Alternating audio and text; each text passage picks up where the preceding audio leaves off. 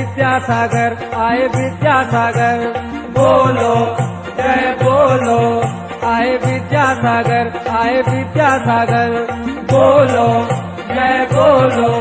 आए विद्यासागर आए विद्यासागर, बोलो जय बोलो।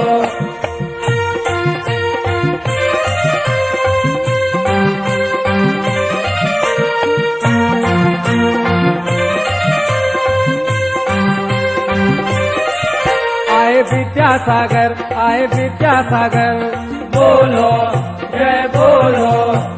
अब तो जगत के हैं जे तारनहारे, जय हो।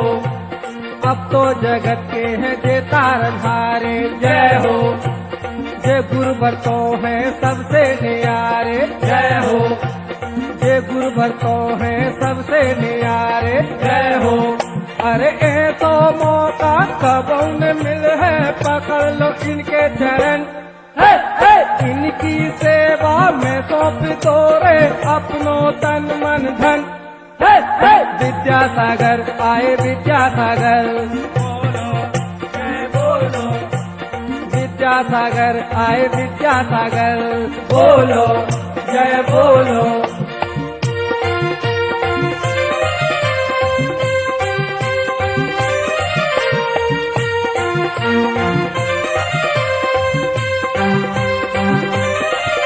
आए विद्यासागर आए विद्यासागर, बोलो जय बोलो। दर्शन को देखो भीड़ पड़ी है, जय हो।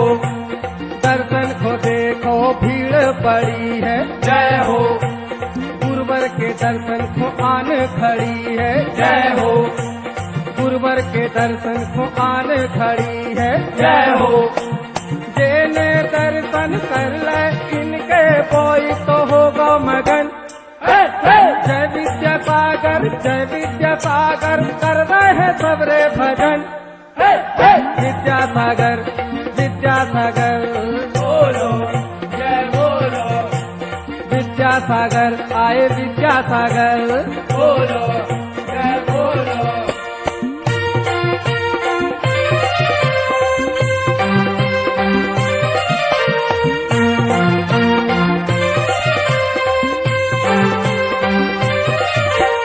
विद्यासागर आए विद्यासागर, बोलो जय बोलो। नग्न दिगंबर मुद्रा के धारी, जय हो। नग्न दिगंबर मुद्रा के धारी, जय हो। हर्ष का तीर्थंकर के अवतारी। सुंदर क्षण है। आचार्य गुरुवर विद्यासागर जी महाराज की अगवानी करते हुए ला रहे हैं मध्य प्रदेश के मुख्यमंत्री माननीय श्री शिवराज सिंह जी चौहान, मध्य प्रदेश विधानसभा के अध्यक्ष डॉक्टर सीतासरन जी शर्मा। आप सभी लोगों से अनुरोध है कि कृपया अपना स्थान ग्रहण कर लें। दीदी लोग, आप लोग, दीदी लोग,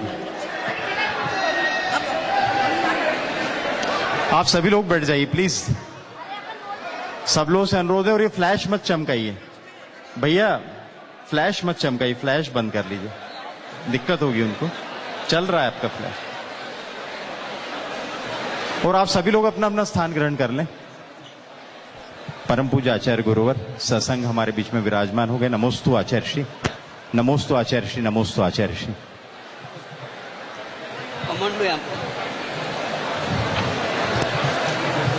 दीदी लोगों की बैठने की व्यवस्था यहां पर की गई और सामने ब्रह्मचारी भैया कृपया अपना अपना स्थान ग्रहण कर लें। और यहां पर केवल पत्रकार बैठेंगे और लोग ना आए। पुलिस प्रशासन से भी मेरा अनुरोध है कि यहां पर ना आने दें।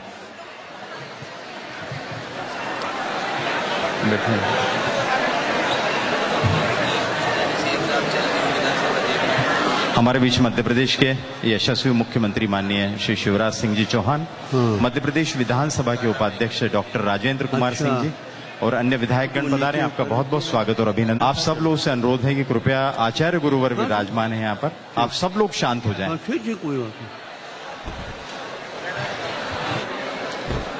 सभी लोग शांत हो जाएंगे। माननीय डॉक्टर सीतासरन जी शर्मा, श्री जयंत कुमार मलैया वित्त और वाणिज्यिक कर मंत्री, साथ में प्रमुख सचिव विधानसभा श्री भाई बहनों, इस बहुत ही हर्ष का विषय है कि मध्य प्रदेश विधानसभा भोपाल के इस प्रांगण में आज वो ऐतिहासिक क्षण आ गया है जब मध्य प्रदेश के मुख्यमंत्री माननीय श्री शिवराज सिंह जी चौहान और मध्य प्रदेश विधानसभा के अध्यक्ष डॉक्टर सीतासरन शर्मा जी के अनुरोध पर आचार्य गुरुवर अपने संघ के साथ में इस पावस सदन में पधारे हैं और आज उनके पावस मंगल प्रवचन यहाँ पर होंगे। कुंद शंकराचार्य कबीर और आचार्य गुरुवर विद्यासागर जैसी आत्मा हो। नमोस्तु आचार्य। इसी के साथ इस कार्यक्रम को आगे बढ़ाते हुए जैसे कि जिनागम संस्कृति और भारतीय संस्कृति भाई और बहनों के किसी भी कार्यक्रम का आगाज हम मंगलाचरण के द्वारा करते हैं, तो मंगल धन आचरण इन दो शब्दों के संयोग से बनाए शब्द मंगलाचरण, इसकी प्रस्तुति के लिए, शाब्दिक प्रस्तुति के लिए अब मैं शीतल छाया है कितने ऊंचे भाग हमारे, ऐसा सतगुरु पाया है। जलती हुई इस दुनिया में मिली ये शीतल छाया है। कोई गुणवान या निर्गुण सभी अपनाए जाते हैं। गुरु करुणा के सागर है, करुणा बरसाए जाते हैं। दुनिया ने जिसको ठुकराया गुरु ने गले लगाया है। जलती हुई इस दुनिया में मिली ये शीतल छाया है। यहाँ बेचैन रूहों को सबर संतोष मिलता है। यहाँ बेचैन रूहों को सबर संतोष मिलता है। जो है बेहोश जन्मों से उन्हें भी होश मिलता है। जो है बेहोश जन्मों से उन्हें भी होश मिलता है। ले जाए वो रहमत दर पे जिसने शीश झुकाया है। जलती हुई इस दुनिया में मिली ये शीतल छाया है। जुबां गा गा के हारी है, जुबां गा गा के हारी है। कलम लिख लिख के हारी है। जमी आकाश से ऊंची गुरु महिमा तुम्हारी है। सतगुरु तेरी कृपा से ही दरिए तेरा पाया है। जलती हुई इस दुनिया में मिली शीतल छाया है। कितने ऊंचे भाग हमारे, ऐसा सतगुरु पाया है। जलती हुई इस दुनिया में मिली शीतल छाया है। धन्य है ये धरती और पुण्यशाली है हम कि संत शिरोमणि तपोनिधि परम पूज्य गुरुवर आचार्य श्री 108 विद्यासागर जी महाराज के मंगल चरण 38 मुनि संघ सहित मध्य प्रदेश के विधानसभा भवन की धरती पर पड़े।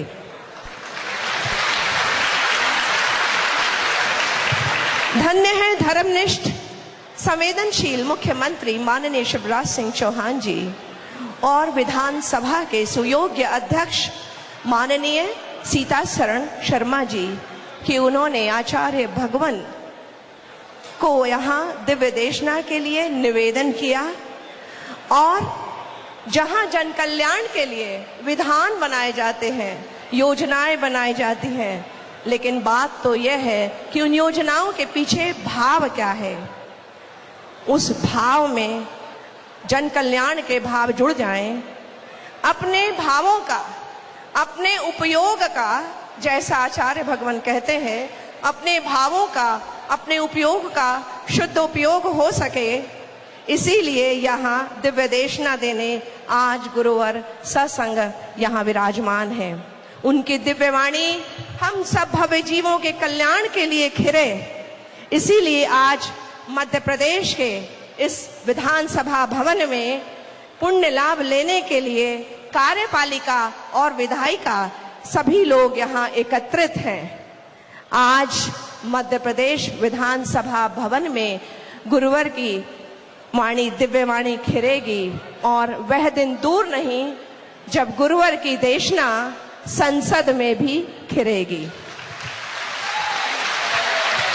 अनुरोध है माननीय मुख्यमंत्री जी शिवराज सिंह चौहान जी से और माननीय अध्यक्ष महोदय से कि इस धर्म सभा के सभागार को और नेता प्रतिपक्ष जी से और उपाध्यक्ष विधानसभा के उपाध्यक्ष माननीय राजेंद्र सिंह जी से और माननीय वित्त मंत्री जी से कि वे सभागार को उजालों से भरें। दीप प्रज्वलन करके और अब ये मांग कर किसी से रोशनी नहीं लाते, इन सब के घर में इनका अपना चिराग जलता है, इनके घर में आत्मदीप जलता है। कहते भी हैं भाई और बहनों कि दिन सुनहले और रातें चांदनी वाली रहे, रोज आ जाए अमावस और रोज हरियाली रहे, साल में एक आध दिन दीप जले तो क्या जले, ऐसे जलाओ तुम दिए कि हर घर में रोज दीपावली रहे।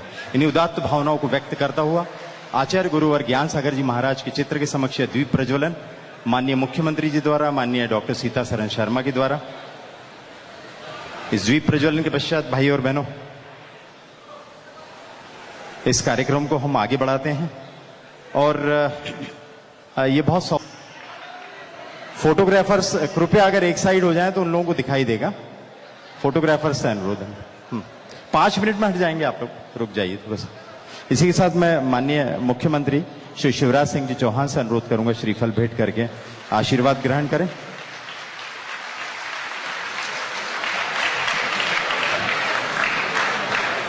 हमारे बीच में मध्य प्रदेश के वित्त और वाणिज्यिक कर मंत्री माननीय श्री जयंत कुमार मलैया भी उपस्थित हैं।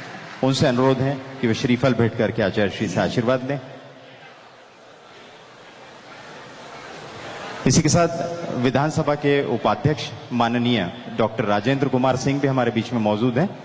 उनसे भी अनुरोध है कि श्रीफल भेंट कर आचार्य श्री से आशीर्वाद लें। विधानसभा के उपनेता माननीय श्री बाला बच्चन जी से मेरा अनुरोध है, मध्य प्रदेश विधानसभा के आप उपनेता हैं विपक्ष के, श्रीफल भेंट करके आशीर्वाद ग्रहण करेंगे।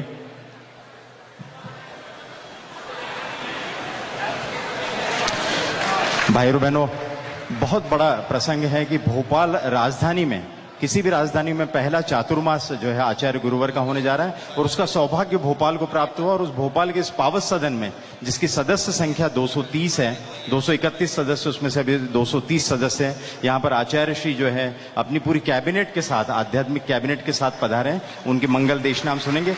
इसके पूर्व चूंकि आचार्य भगवान हमारे बीच में डॉक्टर सीतासरन जी शर्मा अध्यक्ष मध्य प्रदेश विधानसभा और माननीय मुख्यमंत्री जी शिवराज सिंह जी चौहान के अनुरोध पे बता रहे हैं। मैं इतना ही अनुरोध करूंगा कि श्रद्धा ज्ञान देती है, श्रद्धा ज्ञान देती है, नम्रता मान देती है और योग्यता स्थान देती है। और यदि इन तीनों को मिला दिया जाए तो वो सम्मान देती है। ऐसे ही हमारे संविधान का जिनको उत्तम ज्ञान है, मानस मर्मज्ञ, पेशे से डॉक्टर लेकिन लॉ की डिग्री में जो है आपने गोल्ड मेडल हासिल किया, बहुत ही विनम्र और मिलनसार अध्यक्ष डॉक्टर माननीय सीताशरण जी शर्मा को मैं अब आमंत्रित करूंगा। वे स्वागत भाषण के लिए यहां पर पधारने का कष्ट करें। डॉक्टर सीताशरण जी शर्मा।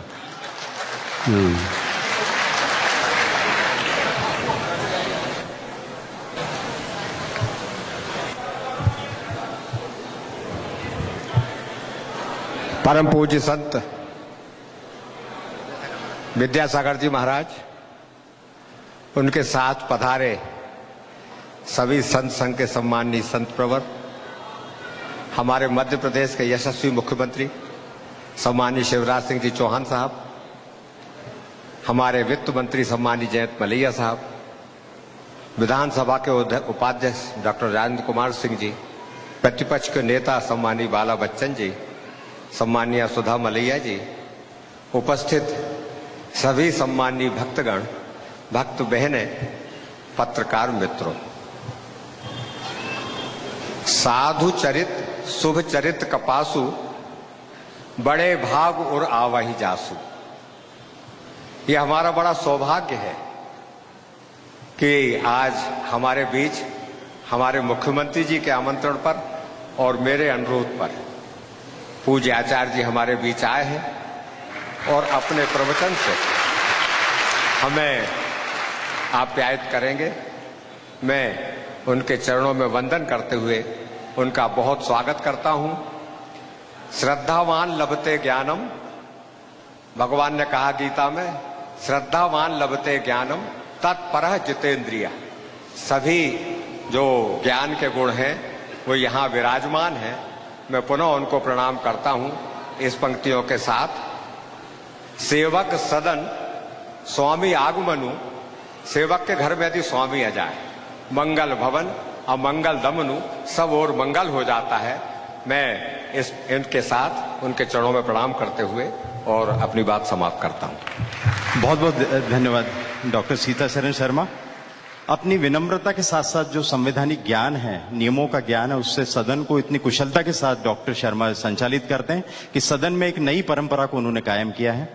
और इसी के साथ भाई और बहनों, मैं एक घटना को उल्लेख करना चाहता हूं कि जब आचार्य गुरु और विद्यासागर जी महाराज का यहाँ पर आगमन हुआ, भोपाल शहर में पधारे, तो माननीय मुख्यमंत्री जी डॉक्टर श्री शिवराज सिंह जी चौहान उनको आगमन पर जो है उनकी अगवानी करने पहुंचे थे।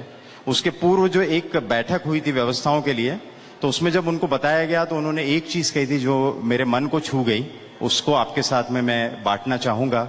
उन्होंने कहा कि मेरा जो सुबह मैं पूजा करता हूं, तो पूजा जो है आचार्य गुरु और विद्यासागर जी महाराज के स्मरण के बिना पूर्ण नहीं होती। इतनी भावनाएं जो है शिवराज सिंह जी की आचार्य गुरु और विद्यासागर जी महाराज के प्रति है और संघ के प्रति है। तो मैं इतना ही बोलना चाहूंगा कि दीप को तपे बिना प्रकाश नहीं मिलता, दीप को तपे बिना प्रकाश नहीं मिलता, और मंत्र को जपे बिना विकास नहीं मिलता। आदमी ही जब तब से बनाता है सब कुछ दोस्तों, लेकिन किसी को बना बनाया इतिहास नहीं मिलता। जैत से उठकर पूरे प्रदेश को विकास के नए पथ पर ले जाने वाले यशस्वी मुख्यमंत्री माननीय श्री शिवराज सिंह जी चौहान जैन से मैं अब आमंत्रित करते हुए अनुरोध करूंगा कि इस अवसर पर हमें अपने उद्बोधन देने का कष्ट कर। जैन इसलिए कह रहा हूं क्योंकि आचरण से जो है माननीय मुख्यमंत्री जी जैन ही। बोलिए आचार्य भगवान विद्यासागर जी महाराज की, मुनि संघ की, अहिंसा परमो धर्म की, आचार्य श्री के भक्तों की।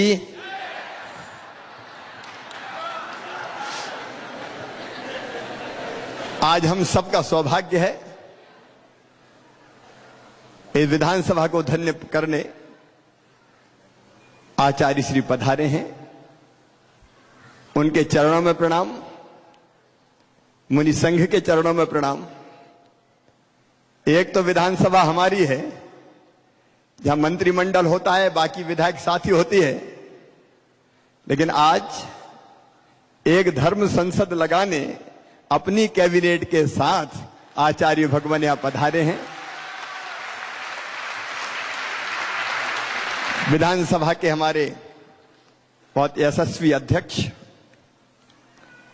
श्रीमान डॉक्टर सीतासरण शर्मा जी, हमारे यशस्वी उपाध्यक्ष आदरणीय राजेंद्र सिंह जी, नेता प्रतिपक्ष श्री बाला बच्चन जी, वित्त मंत्री जयंत जी, मेरे मंत्रिमंडल के सहयोगीगण, विधायक साथीगण और उपस्थित बहनों और भाइयों। अभी संचालक महोदय जैन की बात कर रहे थे। केवल नाम के आगे जैन लगाने से कोई जैन नहीं हो जाता। जैन का बड़ा गूढ़ार्थ है। जो दूसरे को जीते वो वीर, लेकिन जो अपने आप को जीत ले वो महावीर। जो महावीर वो जितेंद्रिय, जो जितेंद्रिय वो जिन, और जो जिन वही जैन। हर कोई जैन नहीं हो सकता, इसलिए आचार्य भगवान हम भी जैन बनने की कोशिश कर रहे हैं। अपने आप को अगर हम जीत लें, अपने ऊपर अगर हम काबू कर लें, तो फिर बाकी सब समस्याओं का समाधान हो जाए। इन अर्थों में सबको जैन बनने की कोशिश करनी चाहिए। लेकिन आचार्य भगवान आपके चरणों में यही निवेदन है। देखिए आज अद्भुत दृश्य है। यहां कई बार लगता है राजनीति तोड़ती है, लेकिन आचार्य श्री आप सबको जोड़ते हैं। पक्ष हो प्रतिपक्ष हो, सब आपके दर्शन के लिए पधारे। सरकार का काम होता है रोटी कपड़ा मकान पढ़ाई लिखाई दवाई का इंतजाम करना, पुल पुलियां बनाए, सड़कें बनाए, स्कूल बनाए, कॉलेज बनाए, अस्पताल बनाए। लेकिन केवल इतना भर नहीं, लोगों की जिंदगी भी हम कैसे बनाए, लोगों के जीवन में परिवर्तन कैसे लाएं, हम लोग अपने स्तर पर प्रयास करते हैं। मध्य प्रदेश सरकार ने तो एक आनंद विभाग भी बनाने की कोशिश की है, क्योंकि हम जानते हैं कि पद और पैसा लोगों को आनंद नहीं दे सकता, लोगों के जीवन को प्रसन्नता से नहीं भरता, लोगों को चरम लक्ष्य प्राप्त करने तक नहीं पहुंचाता। ये छोटे मोटे सुख जो दिखाई देते हैं वो पानी के बुलबुले होते हैं, जितनी तेजी से बनते वैसे फूट भी जाते हैं। कई बार लगता है कि दुनिया दुख के अगाध सागर में डूबी है, आनंद की हिलोरें कैसे उठे। और उसमें हम जनप्रतिनिधि पक्ष के हों प्रतिपक्ष के हों, सरकार में हो सरकार के बाहर हो, हम कैसे अपने जीवन को बदलें, अपने आप को जीतें और जनता को उस रास्ते पर ले जाने में मददगार बन सकें, सहयोगी बन सकें। क्योंकि इतना सामर्थ्य हमारा नहीं है कि हम ले ही जाएं, वो तो आप जैसे संतों का काम है जो सर्वस्व त्यागी हैं, तपस्वी हैं। लेकिन उसमें हम सहायक कैसे बने, आज आपके चरणों में यही प्रार्थना है कि आप इस गूढ़ अर्थ को हमें समझाएं, इस रास्ते को हमें बताएं। कहते थे कोई कहीं जा रहा था, एक गुरु कहीं जा रहे थे, शिष्य साथ में थे। शिष्य ने पूछा, गुरुदेव कोई कहीं जा रहा हो और रात हो जाए, दिखाई ना दे, तो फिर कैसे आप अपना रास्ता ढूंढ रहे? तो गुरुदेव ने कहा, बेटा फिर चंद्रमा के प्रकाश में अपना रास्ता देखे। उन्होंने कहा, घोर अमावस की रात हो, चंद्रमा भी दिखाई ना दे, तो फिर कैसे अपना रास्ता खोजे? तो गुरुदेव ने कहा कि फिर तारों के प्रकाश में, टमटमाहट में अपना रास्ता ढूंढने की कोशिश करें। अगर सावन का महीना हो, घनघोर घटा छा जाए, कुछ भी दिखाई ना दे, ना चंद्रमा ना तारे, तब कैसे अपना रास्ता ढूंढें? कहा फिर लालटेन जलाकर उस प्रकाश में अपना मार्ग देखें। और कहा आंधी तूफान आ जाए, दिया भी बुझ जाए, लालटेन का कोई अर्थ ना रह जाए, तो कैसे अपना रास्ता खोजें? तब गुरुदेव ने उत्तर दिया, तब तो एक ही मार्ग है, आत्मा को ही दीपक बना के उसी के प्रकाश में अपना रास्ता दिखे। आत्मदीपो, आत्मदीपो भवा। लेकिन ये आत्मा को दीपक बनाए कैसे? गुरुदेव आज आप सब, हम सबको जो अल्पज्ञ हैं, हम सबको बताने की कृपा करके हमें भी कृतार्थ करें, ताकि हम सब विधायक मंत्री मिलके अपनी जनता की बेहतर सेवा कर सकें और उस दिशा में ले जाने का प्रयास कर सकें। एक बार आपके चरणों में प्रणाम करते हुए, क्योंकि हम सब आपको सुनना चाहते हैं, आप हमें ज्ञान का, कर्म का, भक्ति का मार्ग बता के ऐसा रास्ता दिखाइए कि हम उस रास्ते पर चलकर अपने मानव जीवन को भी सफल, सार्थक और धन्य कर सकें और जनता के भी बेहतर काम आ सकें। आपके चरणों में प्रणाम, मुनि संघ के चरणों में प्रणाम। बोलिए आचार्य भगवान विद्यासागर जी महाराज की। चौहान, जिनके उठने में कुरान और बैठने में गीता हो, परम पूज्य आचार्य गुरु और विद्यासागर जी महाराज के चरणों में नमोस्तु करते हुए मेरा करबद्ध अनुरोध है कि कृपया अपने आशीर्वचन हमें प्रदान करें। ओम नमः सिद्धेभ्यः, ओम नमः सिद्धेभ्यः, ओम नमः सिद्धेभ्यः। अहिंसा परमो धर्म की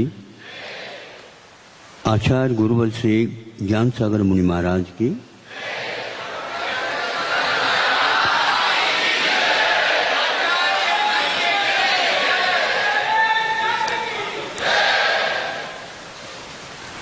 पथिक पथ पर चलता है, चलने के लिए पैरों की आवश्यकता होती है। कभी कभार एक पैर में मान लीजिए कांटा लग जाए, फिर भी वह चलता रहता है, लंगड़ाता आगे बढ़ता रहता है। गति उसका अवरुद्ध तो हो रहा है, लेकिन फिर भी लक्ष्य की ओर कदम उठते हैं। एक पैर के द्वारा भी चला जा सकता। एक हाथ में अच्छे कार्य करने के लिए दो हाथ मिले हैं। एक हाथ से कार्य होता है, दूसरा हाथ उसका सहयोग देता है। मान लीजिए उसका एक हाथ टूट गया है, ऊपर उठ नहीं रहा है, तो भी वह अपना कार्य कर सकता है, करता है। एक हाथ भी कार्य करने की क्षमता रखता है। आंखों के द्वारा पथ पर देखना अनिवार्य होता है। आंखों के बिना हम आगे पहचान नहीं पाते। मान लीजिए एक आंख किसी कारण क्षतिग्रस्त हो गई, तो भी एक आंख के द्वारा हम अपने पद पर आगे बढ़ सकते हैं। ये जो कोई भी आपके सामने युगल के साथ काम होते थे, उनमें से अकेला भी रह जाता है तो काम रुकता नहीं, सुचारू रूप से चल सकता है। किंतु एक पक्षी है और उसके दो पंख हैं, उड़ना चाहता है, उड़ता है। ध्यान रहे, यदि उनमें से एक पंख निकल गया, क्षतिग्रस्त हुआ, तो क्या वह आसमान में उड़ सकता है? नहीं उड़ सकता। ऐसे ही लोकतंत्र के महान विशाल आकाश में उड़ने के लिए पक्ष और विपक्ष दोनों अपेक्षित होते हैं।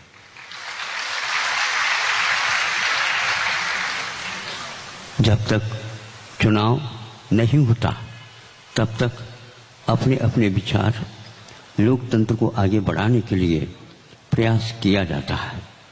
एक महीने की अवधि में वह सारा समेट जाता है।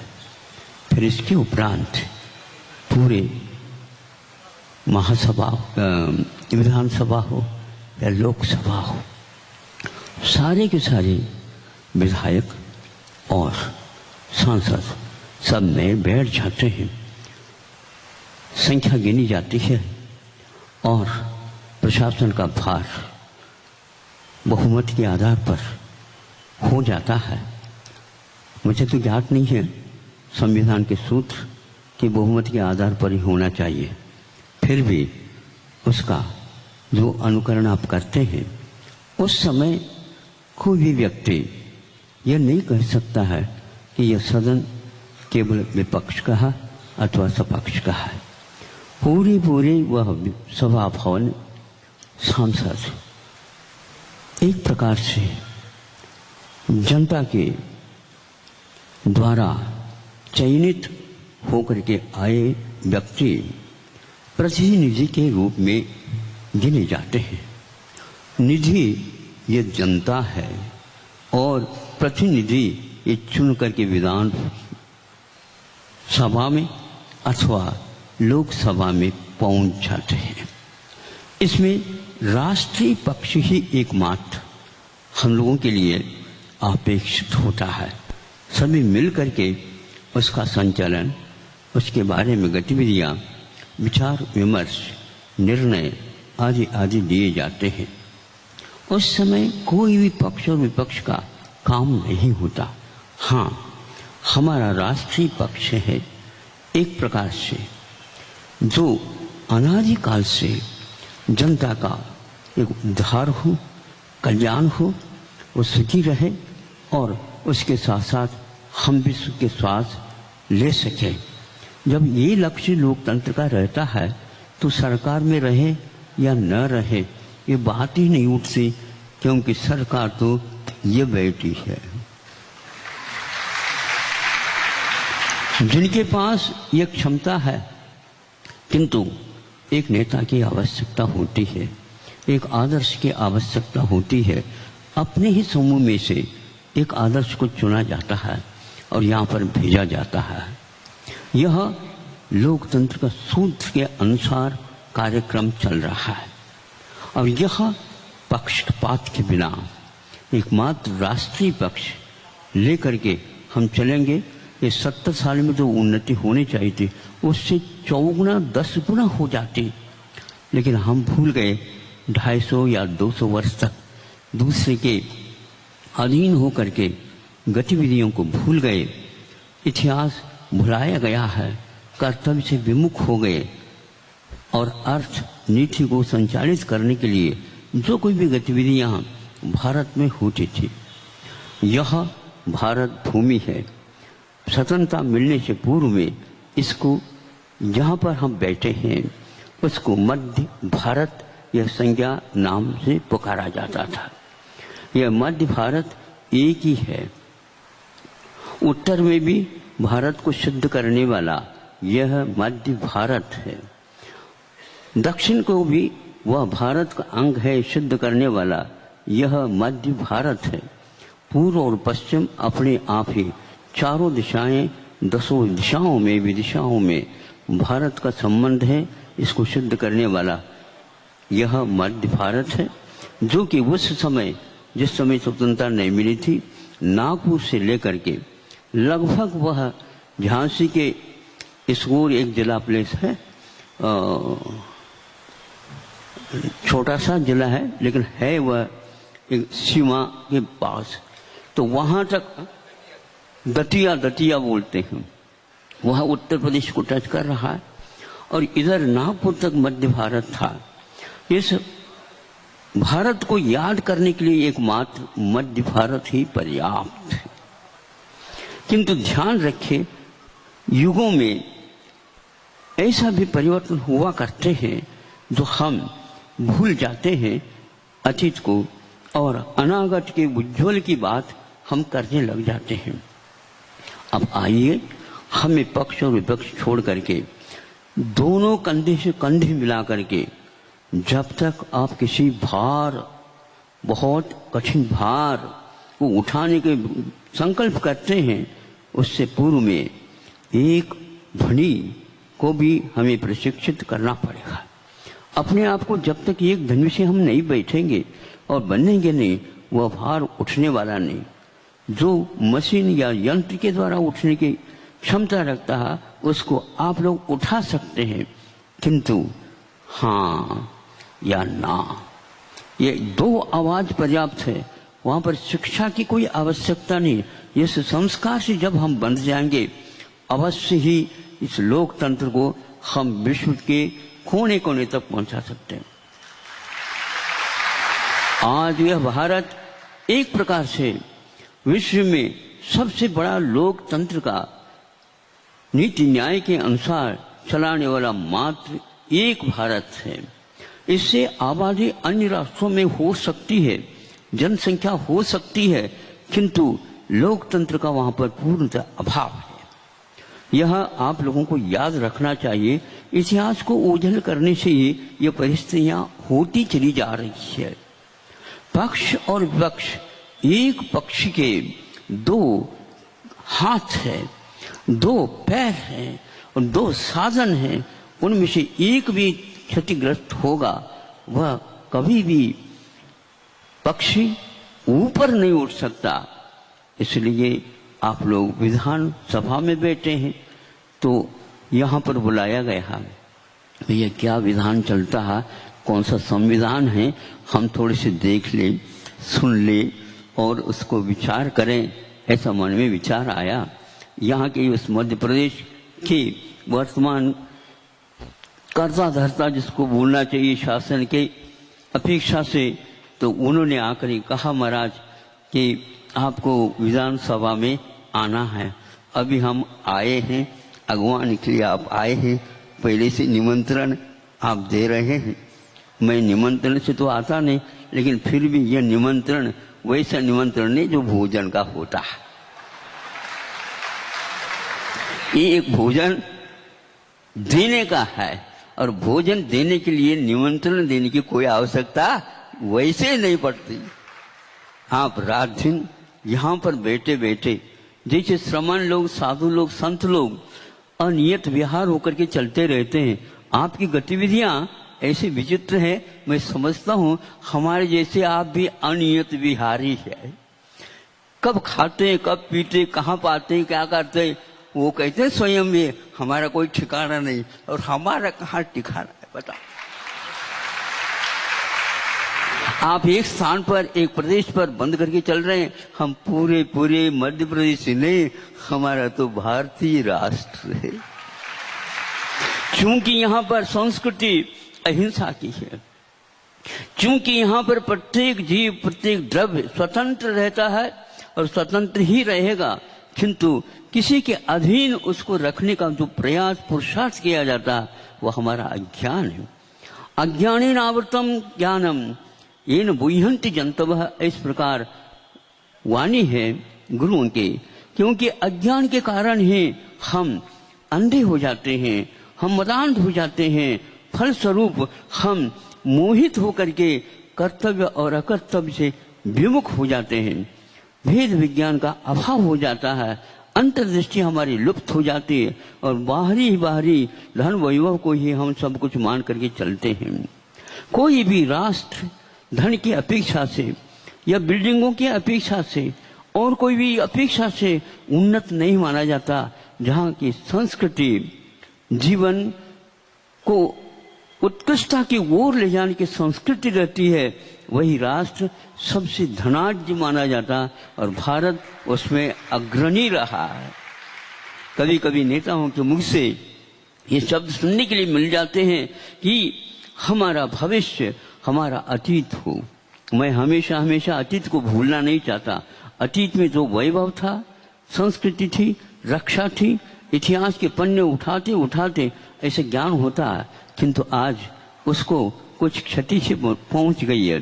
वर्तमान में जितनी भी शिक्षा प्रणाली में सब कुछ विषय होते हुए भी विज्ञान को मुख्यता दे करके इतिहास को गायब कर दिया गया, इतिहास को तिरोहित कर दिया गया कि विदेश के लेखकों ने भी भारत के बारे में, उज्ज्वलता के बारे में जो लिखा है, आज के विद्यार्थी, आज के इंजीनियर, आज के चिकित्सक, आज के वकील, आज के न्यायाधीश कोई भी नहीं जानने की कोशिश कर रहा है। मैं इसलिए इस विधान भवन में आने का सोचा, इसको निमंत्रण को छोड़ना नहीं चाहिए, ताकि हम समझे हमारे कर्तव्य क्या है। हमें केवल इस भवन में बैठने का अर्थ ये नहीं है, यहाँ पर यह पवित्र स्थान है जहाँ पर अहिंसा के अनुसार चलने वाले भारत की संस्कृति के रक्षा के लिए ऐसी गतिविधियां होती रहती हैं और उसके बारे में निर्णय लिया जाता है, विचार विमर्श किया जाता है, फिर बाद में उसको मूर्त रूप लेने के लिए संकल्प कर दिया जाता है और 5-5 वर्ष के लिए यह कार्यक्रम आप लोगों के द्वारा निष्पादित होता है। ये कितना बड़ा पवित्र, ये 250 वर्ष के बाद जब 70 वर्ष आज मिले हैं, कितने पंचवार्षिक योजनाएं हो गए, बीच में भी चुनाव हो गया होगा, किंतु सबका ध्येय एक ही मात्र था, इस सदन में बैठ करके हमें केवल पक्ष और विपक्ष को छोड़ करके राष्ट्रीय पक्ष के बारे में सोचना है। ऐसा दृढ़ संकल्प बहुत महत्वपूर्ण माना जाता है। जब कभी भी हम सुनते हैं नेताओं के मुख से, देखो कितनी भाग दौड़ करते रहते हैं, एक एक दिन में कहां पर सभा को उपस्थित होकर के संबोधित करते रहते हैं और उसके लिए जो साधन सामग्री जुटाते हैं और जनता के बीच में जाकर के वह कार्य संपादित करते रहते हैं। जन जन तक संबंध रखने का यह यहाँ का इतिहास रहा है। तब कहीं जाकर के वो राजा महाराज ये कि भी होते थे, लेकिन यथा राजा तथा प्रजा इस उक्ति को चरितार्थ करते थे। प्रजा कभी भी सोचते नहीं थे हमें क्या सोचना है, राजा है तो प्रजा का कल्याण निश्चित है। और वो कल्याण किस लिए, खा रोटी भाई इसलिए नहीं, किंतु हमारा आत्म तत्व एक प्रकार से धर्म की साधना में लगे और सबके लगे। जैसे उन्होंने कहा कि हमें परमार्थ भी चाहिए, अर्थ का सदुपयोग करेंगे अवश्य ही परमार्थ आपको मिलेगा। यदि अर्थ का अपव्यय करेंगे, ये भवन अर्थ के अपव्यय के लिए नहीं बना, किंतु परमार्थ की खोज के लिए जो भारत ने कदम उठाए हैं और ये अनादिकाल से उठाता आया है, उसको अक्षुण्ण बनाए के रखने के लिए ये सारा का सारा कार्यक्रम है। एक वृक्ष है और उसके वृक्ष के कितने अंग होते हैं आप देखते हैं। बीज का अंकुरण होना, यह वृक्ष के निर्माण में एकमात्र से यात्रा प्रारंभ हो जाती है। बीज को उचित स्थान पर रखा जाता है, डाला जाता है, जहां पर किसान अपनी मिट्टी को बहुत अच्छे ढंग से समतल बना करके वह प्रतीक्षा करता रहता है। आषाढ़ में तैयार करता है और श्रावण में घटाएं आकर के उसको फुला देती है और उसमें वह बीजों को अंकुरित कराने के लिए डाल देता है, वह अंकुरित हो जाता है। वृक्ष की ये यात्रा अथवा उस अंकुर की यात्रा दो दिशाओं में प्रारंभ हो गई, नीचे की एक यात्रा और ऊपर की यात्रा। ऊपर की यात्रा आसमान में दिखती है, लेकिन नीचे की यात्रा की ओर किसी ने दृष्टिपात नहीं किया। यदि वह बैलेंस्ड नियंत्रित होकर के नीचे नहीं जाता तो ऊपर जाने के बाद वह निश्चित रूप से गिर जाएगा। इसलिए वह अंकुरित होकर के नीचे की यात्रा को भी तय करना उसी समय से प्रारंभ कर देता है जिस समय ऊपर जाने का भी प्रयास होता है। 70 वर्ष में इस दिशा में इस देश ने या नेताओं ने या और जो कोई भी है सरकार जो बना देती है, इस जनता ने कहां तक सोचा यह आपके सामने है। अब यह जो कोई भी शिक्षा दीक्षा यहाँ पर दी जा रही है, ये सब बातें उसमें आना चाहिए और इतिहास के पन्ने अब बिल्कुल पलट देना चाहिए। वह कुमकुम और हल्दी लगाने योग्य नहीं, उसकी पूजा तो जन जन तक भारतीय इतिहास को ले जाना यह कृत संकल्प होना चाहिए। और इसके लिए अहिंसा की पूजा करते हुए हमारा भी यही विकल्प है, हमारा भी यही संकल्प है। जिस प्रकार आप लोग यहाँ पर गतिविधि चलाते हैं, उसी प्रकार जहाँ पर अहिंसा की आरती उतरती है, वहां पर जाकर के संघ को कह रखा है। हम आते आते एक दृष्टिपात किया और वहां पर एक उत्तुंग स्तंभ जैसा देखने को मिला, तो उसी समय देखते ही एक व्यक्ति ने कहा, महाराज यह शहीद स्मारक है। ओहो, अहिंसा की रक्षा के लिए एक कोई सैनिक या कोई भी नागरिक अपने आप के अहिंसा के होम में अपनी आहुति दे करके अपने जीवन को सार्थक बनाता, ऐसा ये स्मारक है। और स्मारक को देखते ही पवित्र वो अतीत काल के खंड सारे सारे हमारे सामने आ जाते हैं। कैसे कैसे व्यक्ति हुए हैं जो इस संस्कृति की रक्षा के लिए अपने बलिदान किया है और यह बलिदान सार्थक माना जाता है। और प्रत्येक नागरिक का ये संकल्प होना चाहिए, अच्छे देश का निर्माण के साथ साथ संस्कृति की रक्षा के करने के लिए प्रत्येक विद्यार्थी को, प्रत्येक नागरिक को, प्रत्येक बालक को ये संस्कार डाल देना चाहिए। अन्यथा यह हमारा भारत जहाँ पर पवित्र आत्माएं बन गई और बनने की साधना की है, वह साधना लुप्त हो जाएगी, क्योंकि कोई भी प्रवाह अपने आप चल नहीं सकता। धर्म का प्रवाह यह अपने आप चल नहीं सकता। धर्मात्मा पहले चाहिए और प्रयोग उसके साथ होना चाहिए, तब अपने आप ही गति आ जाती है। वृक्ष के मूल में यह गतिविधि हो गई, ऊपर भी यात्रा नीचे भी यात्रा प्रारंभ हो गई।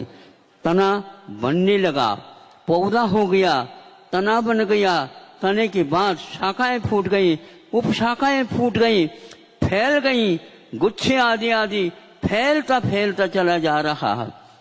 पत्र हो गए, कौपल हो गए और क्या क्या हो गए, होते ही चले जा रहे हैं।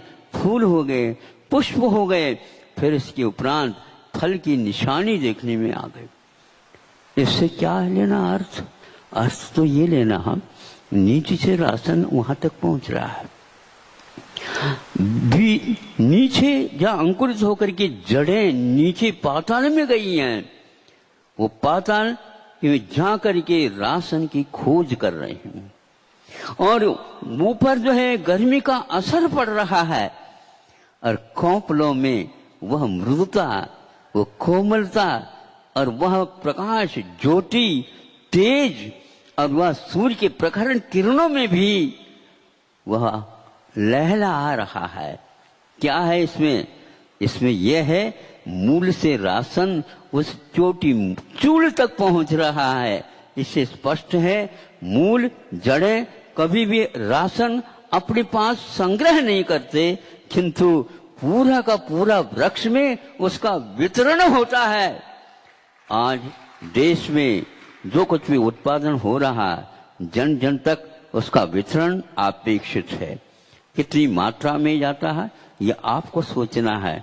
मात्रा की यदि कमी है, अनुपात से उसको बढ़ाना, अति करने के लिए तो मैं कभी भी कहता नहीं, किंतु वितरण समय पर और स्थान पर होना चाहिए। सब कुछ प्रबंध होता है, किंतु वितरण में भारत आगे पीछे हो जाता है। अन्य देश जो छोटे होकर के भी उन्नति करते हैं, उसमें संग्रह वृत्ति नहीं है। महावीर भगवान ने और राजनाथ भगवान से लेकर के इन भगवानों ने, राम भगवान ने, आदि आदि सबने ये कहा संग्रह हो, परिग्रह न हो। महाराज दोनों तो एक अर्थवाचक है नहीं। समय समय पर संग्रह करके कहां पर इसको वितरित करना है, इसका नाम संग्रह किया जाता है, किंतु परिग्रह मूर्छा का नाम है। महावीर इसके खिलाफ है। आदिनाथ भगवान के इसको पाप कहते हैं।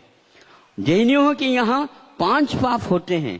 4 पाप से परहेज बहुत जल्दी करते जैन लोग, किंतु अंतिम पाप उनको याद ही नहीं है, क्योंकि उनको पट्टी नहीं पढ़ाया गया। क्या है महाराज?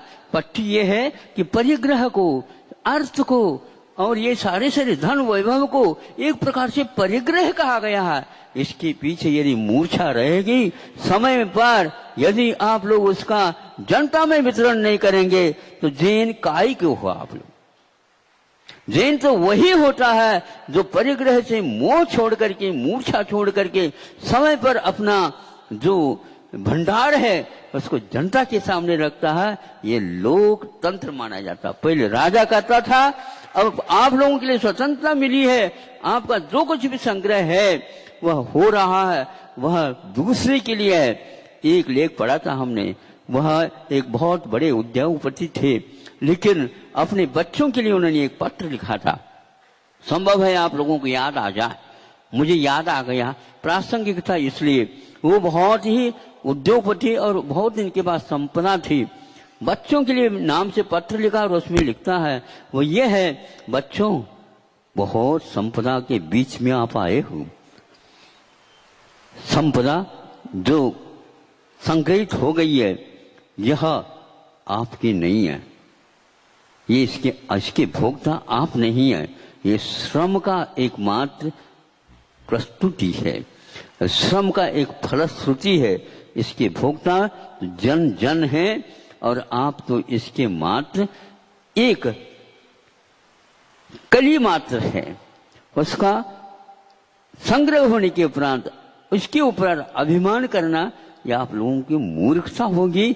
ऐसा उन्होंने अपने बच्चों को लाइन पर लाने के लिए, रास्ते पर लाने के लिए, ऐसे शब्द बहुत ही अच्छा सुंदर है जो बिरला जी माने जाते थे।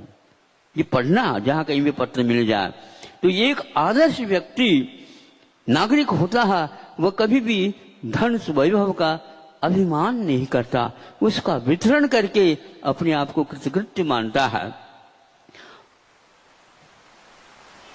पानी भरते देव हैं, वैभव जिनका दास। पानी भरते देव हैं, वैभव जिनका दास।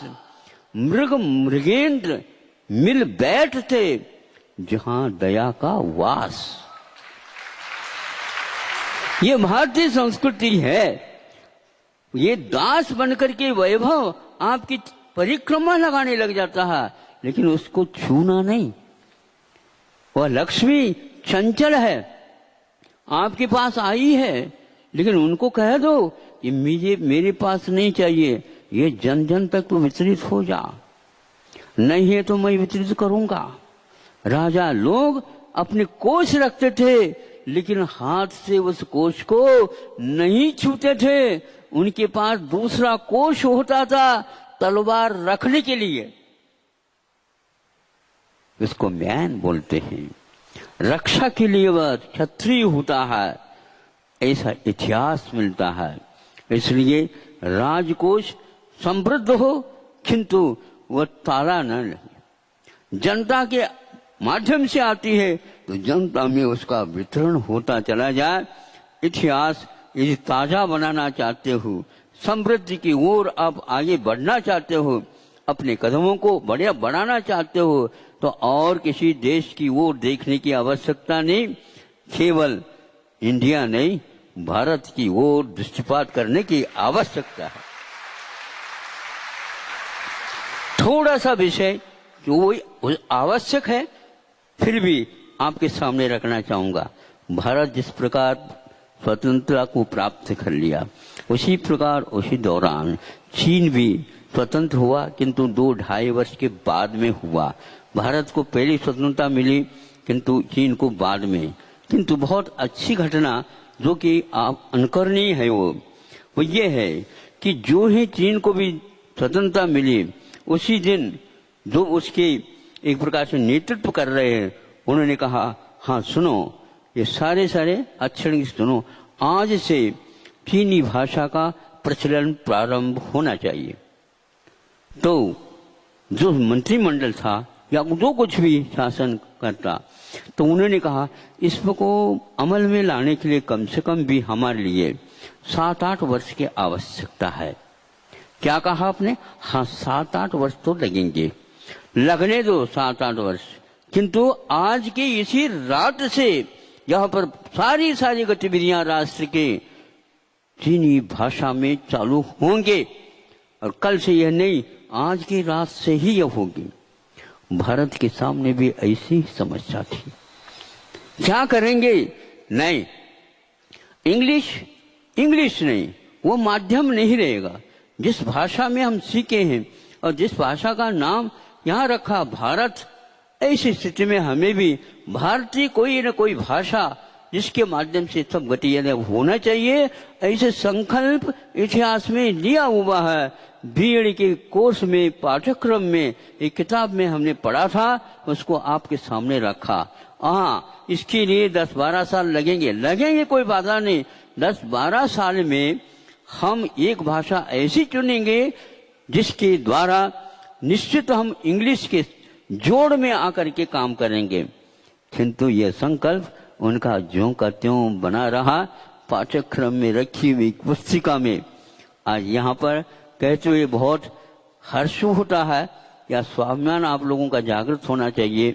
यहाँ के शासनकर्ता जो शिवराज जी हैं मुख्यमंत्री के रूप में, उन्होंने जब गत साल या 2 साल के पीछे यहाँ पर जितनी भी गतिविधियां हैं, विज्ञान की, चिकित्सा की और प्रबंधन की और जो कोई भी हैं, उन सब को भाषा हिंदी में करने का संकल्प लिया, और उसके फलस्वरूप यहाँ पर भोपाल में अटल जी के नाम से वह विश्वविद्यालय का निर्माण भी हुआ है।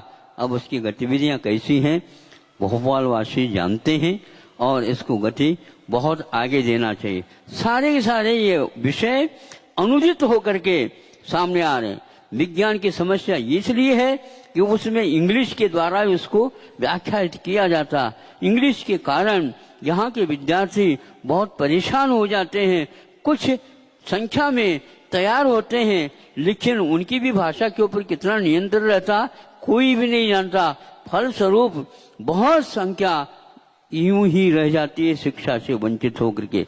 मध्य प्रदेश एक प्रथम प्रदेश है जहां पर यह अनुवाद करने की परंपरा का सूत्रपात आपके माध्यम से हुआ। प्रबंधन में भी, चिकित्सा में भी, जो कोई भी चिकित्सा पद्धति है और सारी विदेश की पद्धति, और जो कोई भी आयुर्वेद प्राकृतिक अधिक है चिकित्सा पद्धति भारत की प्राचीन काल से आई है, वह सब संस्कृत निष्ठ प्राकृत निष्ठ होने के कारण उसका अनुवाद भी धीरे धीरे चिकित्सा के क्षेत्र में भी अनुवाद हो रहा है। प्रबंधन के बारे में भी हो रहा है, कृषि विज्ञान के बारे में हो रहा। एक और हमने पूछा कि क्यों वहां से आए थे कुलपति महोदय वगैरह, जो ये भी हो रहा, विधि का भी हो रहा। हाँ महाराज, विधि के क्षेत्र में मैं ही स्वयं कर रहा हूँ, इसलिए आपको अवगत करा देता हूँ। ये भी अनुवाद हमारा बहुत कुछ हो चुका है, आगे होगा। इसका अर्थ यह है जो पहले के संकल्प थे, उन संकल्पों को मूर्त रूप देने का इस वर्ष सौभाग्य प्राप्त हुआ है, और वह विधि के लिए उच्च न्यायालय में और सर्वोच्च न्यायालय में भी उसका प्रचलन होगा। इस बात को सुन करके बहुत आह्लाद होता। इसमें गर्व नहीं है, किंतु आह्लाद इसलिए है कि भाषा एक ऐसी वस्तु है जिसके माध्यम से हम अपने भावों को सहज रूप से, अफर जो शिक्षित नहीं है वहां तक पहुंचा सकते हैं और पहुंच जाता है वो। किंतु माध्यम यदि विदेशी भाषा का लेते हैं वह संभव नहीं होता। इसलिए अनुसंधान का कार्य भी जोर शोर से होना चाहिए भारतीय भाषाओं में और मातृभाषाओं में, जहाँ जो जिसको सुविधा है उसी के अनुसार होना चाहिए, ताकि हम इतिहास का बहुत अच्छे ढंग से अध्ययन कर सकें। जब तक अनुसंधानकर्ता भाषा के ऊपर अधिकार नहीं रखता तब तक उसका शोध, उसका बोध गहराई तक नहीं पहुंच पाता। अभिव्यक्ति में वो गलती कर जाता है और उस गलती के कारण उसे नंबर और योग्यता का मूल्यांकन नहीं हो पाता। सही योग्यता का मूल्यांकन करने के लिए भाषा एक बहुत महान शस्त्र है। उसको आप लोगों ने भुलाया था, आज धीरे धीरे वह सामने आ रहा है। माध्यम लेना अलग वस्तु और उस भाषा का ज्ञान करना अलग वस्तु। इंग्लिश का विरोध नहीं, किंतु इंग्लिश भाषा के रूप में आप पढ़िए, किंतु माध्यम के रूप में नहीं। माध्यम एक ऐसी वस्तु होती है जो प्रस्तुति की जाती है, उसको स्वतंत्रता मिलना चाहिए। आप भाषा की अपेक्षा से अभी परतंत्र हैं, इस परतंत्रता को फेंक देना चाहिए आप लोगों को। लेकिन मेरा अधिकार तो नहीं है। विधानसभा में आकर के इस प्रकार मैं बोलूं तो लगता तो है मुझे भी संकोच होना पड़ रहा है, लेकिन फिर भी आप लोगों ने निमंत्रण दिया इसलिए कह दिया आपने।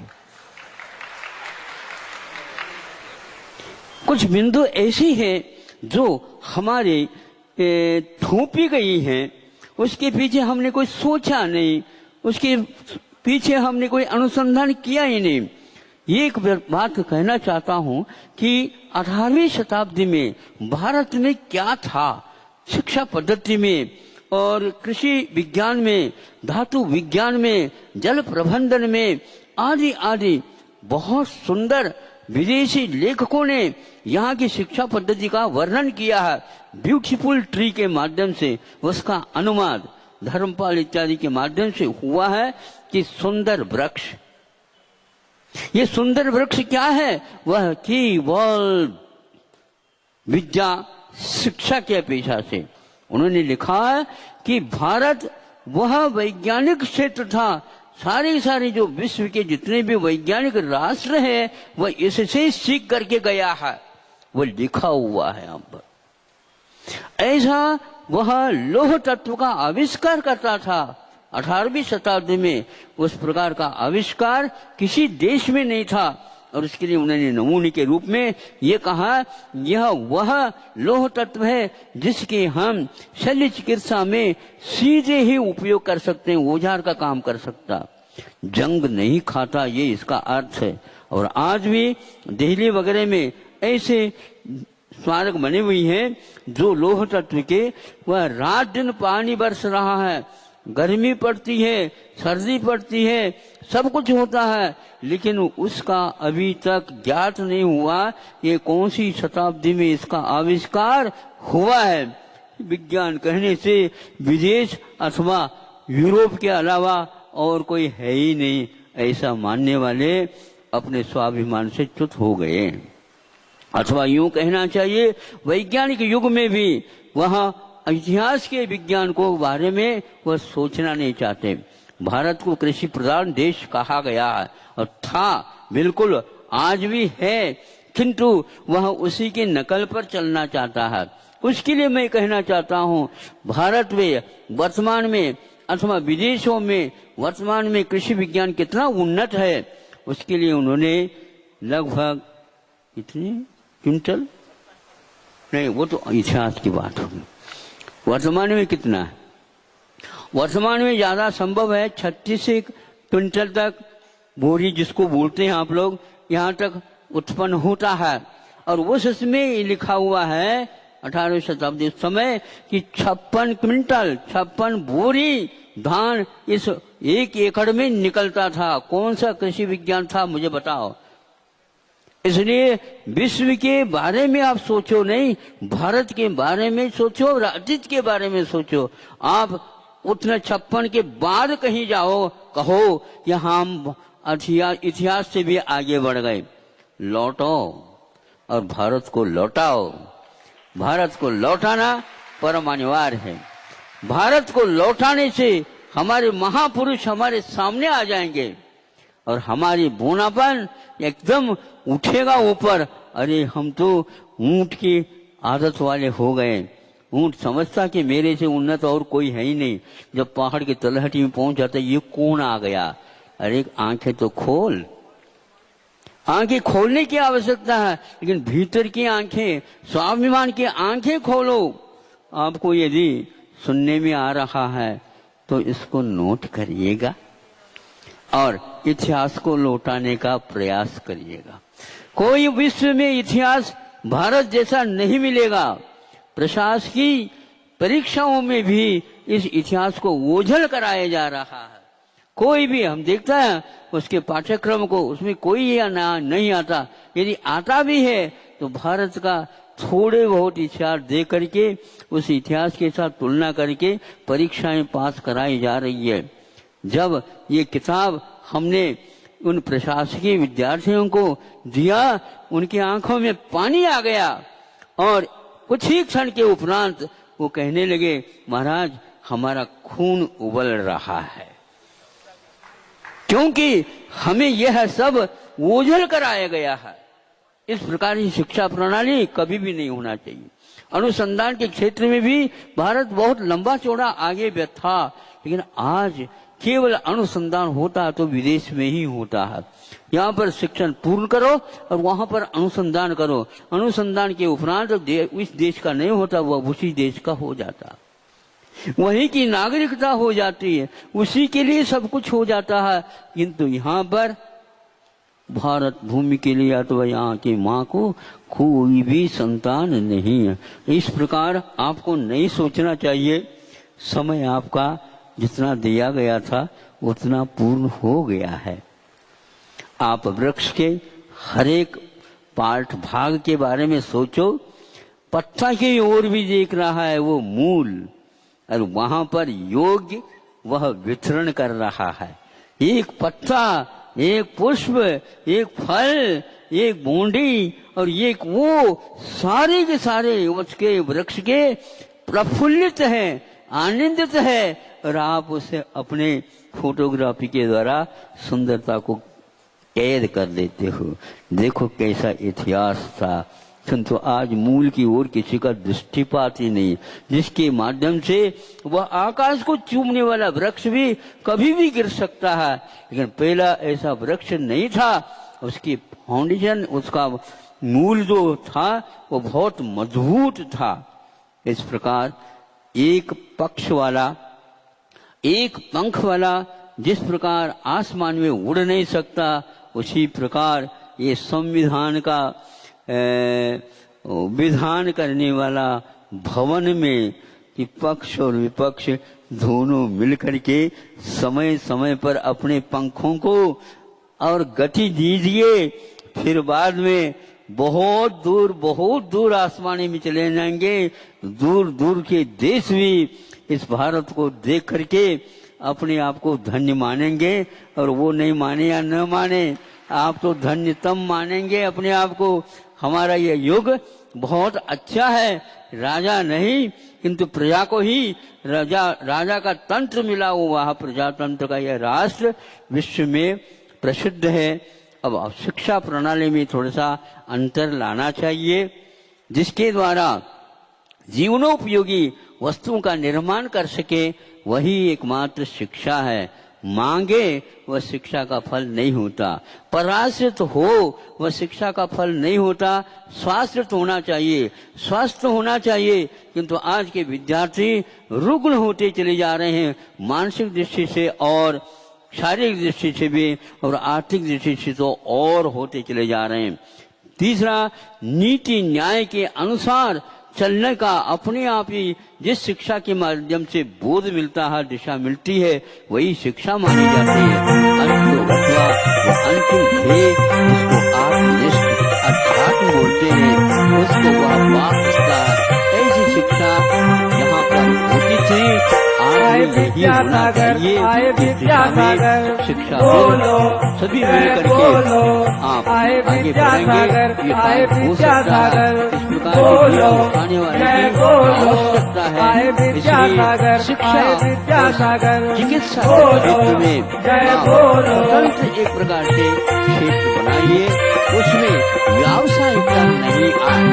इतिहास पढ़ने से क्या होता है, चिकित्सा में भी पैसे नहीं लिया जाता था और शिक्षा में भी आए व्यवसाय नहीं होता है। विद्यासागर, आए तो आज विद्यासागर, इसको देख बोलो करके लगता है जय कि बोलो, शिक्षा के क्षेत्र में ये अब घुस तो गया जगत के व्यवसाय। हैं देता ऐसी स्थिति में भारत जय को हो। लौटाना बहुत अब तो कठिन है। जगत के ये हैं आप लोगों देता के कंधों की ओर ही हम जय हो। करते हैं।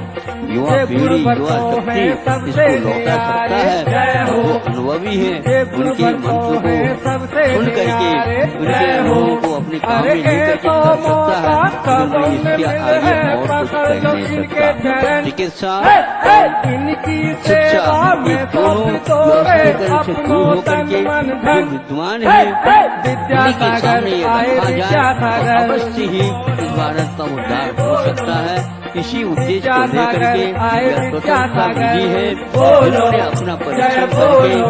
जीवन को होमा करके और आहुति दे करके आप लोगों के लिए बैठ करके शांति के साथ इतिहास को दोहराने के लिए अवतार आए प्राप्त विद्यासागर, कराया है। आए उसका विद्यासागर, कम से कम बोलो अनुग्रह, जय उनका बोलो। उपकार, उनके दर्शन ऋण को को देखो, अब अगले भीड़ पीढ़ी के लिए पड़ी दे है, करके जय हो। आपको चुकाना है। दर्शन को और यह देखो, प्रत्येक व्यक्ति भीड़ का पड़ी कर्तव्य है, होता जय है। हो। समया भाव के गुरुवर के साथ मैं दर्शन इसको को आने यहीं पर विराम कर खड़ी देता है, जय हूँ, हो। क्योंकि आगे गुरुवर के विधानसभा की दर्शन गतिविधियाँ को आने होना है खड़ी 4 है, बजे जय से हो। 5 मिनट अभी और जेने है। आप दर्शन आगे के लिए कर जो कुछ भी ले, करना इनके चाहो। कोई तो अहिंसा होगा परमो मगन। धर्म की जय आचार्य गुरुवर श्री विद्यासागर, ज्ञान जय सागर महाराज की विद्यासागर, कर रहे सबरे भजन। विद्यासागर, विद्यासागर,